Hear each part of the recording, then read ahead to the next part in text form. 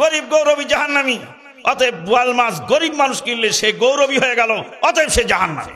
হাদিসকে সাহাবায়ে কেরাম যেভাবে বুঝেছেন সেইভাবে তুমি বোঝো। 1450 বছর পরে এসে তুমি বলছো বড় মাছটা ধনী মানুষ না কিনলে জাহান্নামী, আর গরিব মানুষ কিনলে সেও জাহান্নামী। রিকশাওয়ালা তুমি কেন বোয়াল মাছ কিনবে? তুমি কিনবে পুঁটির মাছ। তুমি রিকশাওয়ালা বোয়াল মাছ কিনেছো, অতএব তোমার জন্য জাহান্নাম। নাউজুবিল্লাহ। রিকশাওয়ালা কি মনে চায় না যে বোয়াল মাছ খাই? রিকশাওয়ালা কি টাকা জোগাড় করে? তুমি তো দৈনিক বোয়াল মাছ খেতে পারো, কিন্তু রিকশাওয়ালা কি মাসে বা বছরে একদিন বোয়াল মাছ খাওয়ার অধিকার রাখে না? আত্মাহারিক টিভি, ওহির আলোয় উদ্ভাসিত জীবনের জন্য। আমাদের আহলে হাদিস সমাজে কিছু বক্তা দিয়েছে, সেই বক্তাগণ রাস্তাঘাটে যেখানে সেখানে ফতুয়া দিয়ে বাজারকে গরম করছে। কারণ তারা হাদিস মানার নাম দিয়ে তারা এই বিপদে পড়ে যাচ্ছে। কিন্তু হাদিস এবং কোরআন মানবেন কিভাবে, তার মানদণ্ড আল্লাহ পাক বলছেন, আউযু বিল্লাহি মিনাশ শাইতানির রাজিম ওয়া ইযা কিলা লাহুম আমিনু কামা আমানান নাস ক্বালু আনুমিনু কামা আমানাস সুফাহা আলা ইন্নাহুম হুমুস সুফাহা ওয়ালাকিন লা ইয়ালামুন। আর যখন তাদেরকে বলা হয় ঈমান আনো যেমন লোকেরা ঈমান এনেছে, ঈমান আনো লোকেরা যেমন ঈমান এনেছে, মানে লোকেদের মতো ঈমান আনো, একা একা তুমি নিজের মতো নিজে ঈমান আনলে হবে না। যখন এই আয়াত নাজিল হচ্ছে তখন সমাজের লোকেরা ছিলেন সাহাবায়ে কেরাম, অর্থাৎ ঈমান আনো সাহাবায়ে কেরামদের মতো ঈমান আনো। হাদিসকে সাহাবায়ে কেরাম যেভাবে বুঝেছেন সেইভাবে তুমি বোঝো। 1450 বছর পরে এসে তুমি বলছো যে বড় মাছটা ধনী মানুষ না কিনলে জাহান্নামী, আর গরিব মানুষ কিনলে সেও জাহান্নামে। মানুষকে দেওয়ার জন্য এত পাগল পারা কেন? রিকশাওয়ালা তুমি কেন বোয়াল মাছ কিনবে? তুমি কিনবে পুঁটির মাছ। তুমি রিকশাওয়ালা বোয়াল মাছ কিনেছো, অতএব তোমার জন্য জাহান্নাম। নাউজুবিল্লাহ। রিকশাওয়ালা কি মনে চায় না যে বোয়াল মাছ খাই? রিকশাওয়ালা কি টাকা জোগাড় করে? তুমি তো দৈনিক বোয়াল মাছ খেতে পারো, কিন্তু রিকশাওয়ালা কি মাসে বা বছরে একদিন বোয়াল মাছ খাওয়ার অধিকার রাখে না? হাদিসে আসছে গরিব গৌরবী জাহান্নামী। গরিব মানুষ অহংকার করলে সে জাহান্নামে যাবে। ধনী লোকের অহংকার এসে যেতেও পারে, কিন্তু গরিব লোকের অহংকার আসবে কেন? এই জন্য হাদিসে বলা আছে গরিব গৌরবী জাহান্নামী। হাদিস তো এই পর্যন্তই শেষ। এবার এই হাদিসের ব্যাখ্যা যখন নিজের মন মতো করা হচ্ছে যে বোয়াল মাছ গরিব মানুষ কিনলে সে গৌরবী হয়ে গেল, অতএব সে জাহান্নামী। ফিলোসফির কথা মনে পড়ে। ফিলোসফির কিতাবে লেখা আছে যে মানুষ গু খায়। কেন মানুষ গু খায়? মানুষ মুরগি খায়, মুরগি গু খায়, অতএব মানুষ গু খায়। গরিব গৌরবী জাহান্নামী, অতএব বোয়াল মাছ গরিব মানুষ কিনলে সে গৌরবী হয়ে গেল, অতএব সে জাহান্নামী। ধনী বখিল জাহান্নামী, তাই ধনী বখিল বোয়াল মাছটা কিনলো না, সেজন্য জাহান্নামী।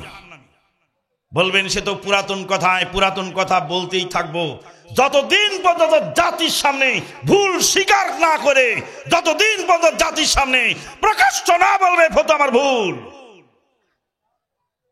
সম্মানিত উপস্থিতি, বোয়াল মাছ তুমি ধনী মানুষ কিনলে না, বোয়াল মাছটা পচে নষ্ট হয়ে গেল, মাছওয়ালা ক্ষতিগ্রস্ত হলো।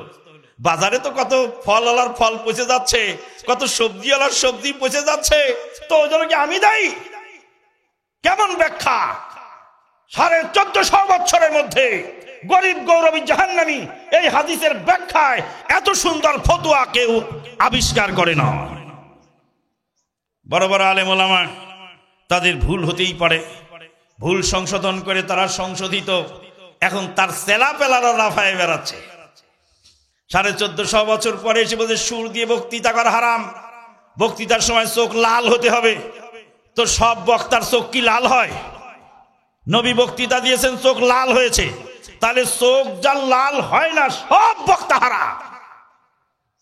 আর সুরের বক্তা সুর দিয়ে বক্তৃতা করে টাকা কালেকশন করে, আর সেই টাকা তুমি বস্তা ভরে নিয়ে যাও, তুমিও হারামখোর। সুর দিয়ে বক্তৃতা করা যে হারাম হয়, তাহলে সুর দিয়ে বক্তৃতা টাকা কালেকশন করে টাকাটাও হারাম। আর টাকাটা যে তুমি বস্তা ভরে নিয়ে যাচ্ছ, সুরের বক্তাকে 2-3 হাজার টাকা দিচ্ছে, আর তুমি 30-40 হাজার টাকা নিয়ে যাচ্ছ গাড়ি ঘোড়ার নাম দিয়ে, তাহলে তুমি কি? এই প্রসঙ্গে একটি হাদিস বলি আপনাদের বুঝবার জন্য। আন আবি আইয়ুবিল আনসারী রাদিয়াল্লাহু তাআলা আনহু قال قال رسول الله صلى الله عليه وسلم إذا آتيتم الغائط فلا تستقبلوا القبلة ولا تستدبروها ولكن شرقوا أو غربوا। আবু আইয়ুব আনসারী রাদিয়াল্লাহু তাআলা আনহু বলেন, নবী সাল্লাল্লাহু আলাইহি ওয়াসাল্লাম বলছেন, তোমরা যখন বাথরুমে যাও, প্রস্রাব পায়খানায় যাও, কিবলার দিকে মুখ পিট করে বসো না। ফালা তাস্তাকবিলুল কিবলাতা ওয়ালা তাস্তাদবিরুহা, কিবলার দিকে মুখ পিট করে বসো না। ওয়ালাকিন শাররিকু আও গাররিবু, কিন্তু তোমরা পূর্ব দিকে মুখ পিট করে অথবা পশ্চিম দিকে মুখ পিট করে বসো। হাদিস তো আছে হাদিসে। আবু আইয়ুব আনসারী রাদিয়াল্লাহু তাআলা আনহু বললেন, রাসূলুল্লাহ সাল্লাল্লাহু আলাইহি ওয়াসাল্লাম বলেছেন, তোমরা কিবলার দিকে মুখ পিট করে বসো না প্রস্রাব পায়খানায়, কিন্তু পশ্চিম দিকে মুখ পিট করে বসো। এবারে হাদিস দিয়ে আমি বলবো যে আপনারা পশ্চিম দিকে মুখ পিট করে বসবেন, কারণ নবী নির্দেশ দিয়েছে। কেন? নবী তো বললেন পশ্চিম দিকে পূর্ব দিকে মুখ পিট করে বসো। কোন মায়ের বেটার ক্ষমতা নাই এই হাদিসকে উল্টিয়ে ধরে, এই হাদিস অমুক কেতাবের অত পৃষ্ঠায় অত নম্বর হাদিস, হাদিসে আছে পশ্চিম দিকে মুখ পিট করে বসো। তাহলে হাদিসটা নিয়ে সালাফে সালিহিনের কাছে বুঝতে হবে যে পশ্চিম দিকে মুখ পিট করে বসতে বললেন কেন, আর কিবলার দিকে মানা করলেন, হাদিসটার ব্যাখ্যা কি? হাদিসের ব্যাখ্যা হলো এই, আবু আইয়ুব আনসারী রাদিয়াল্লাহু তাআলা আনহু, তার বাড়ি ছিল মদিনায়। মদিনার কিবলা হলো দক্ষিণ দিকে, এদিকে দক্ষিণ না, মদিনার কিবলা হলো দক্ষিণ দিকে। নবী সাল্লাল্লাহু আলাইহি সাল্লাম মদিনার প্রেক্ষাপটে হাদিস বলছেন, তোমরা যখন বাথরুমে যাও দক্ষিণ দিকে মুখ পিট করে বসবা না, উত্তর দিকে মুখ পিট করে বসবা না, কারণ কিবলার দিকে মুখ পিট করে বসা যাবে না। মদিনার কিবলা দক্ষিণে হওয়ার কারণে উত্তর দক্ষিণ মানা হয়ে গেল। এরপরে নবী বললেন, তোমরা মদিনার বাসিন্দারা পূর্ব পশ্চিম লম্বা হয়ে বসো, কোনো সমস্যা নাই। ওই হাদিস কি বাংলাদেশে চলবে? কেন চলবে না? কারণ বাংলাদেশের কিবলা হলো পরের হাদিসের অংশ মানতে গেলে আগের টুকু মানা হয় না। হাদিসের আগের অংশে বললো কিবলার দিকে মুখ পিট করে বসো না।